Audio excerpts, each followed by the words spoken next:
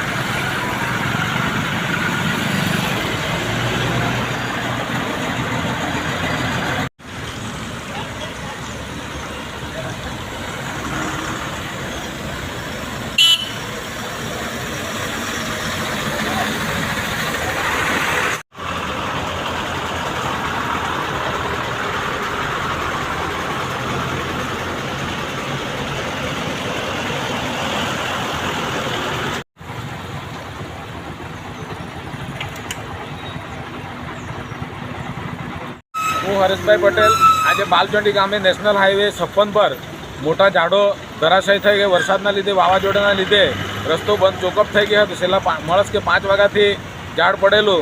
તંત્રને 6 વાગે જાણ કરી, કોઈ તંત્રએ જવાબદારી લીધી નથી અને કોઈ તંત્ર અહીંયા ઉપસ્થિત રહ્યું નથી. જીવીબીવાળાના તાર પર પડેલું ઝાડ છતાં પણ જીવીબીવાળા છેલ્લા 4 કલાક થયા પણ કોઈ તંત્ર અહીંયા આવ્યું નથી. જીવીબીવાળા પણ નથી આવ્યા, નેશનલ હાઈવેવાળા પણ નથી આવ્યા, કોઈ પોલીસ તંત્ર પણ નથી આવ્યું અને નિગમવાળાને પણ જાણ કરી પણ નિગમ ફોરેસ્ટ ખાતામાં લાગે જે ઝાડો એ ફોરેસ્ટવાળા પણ નથી આવ્યા.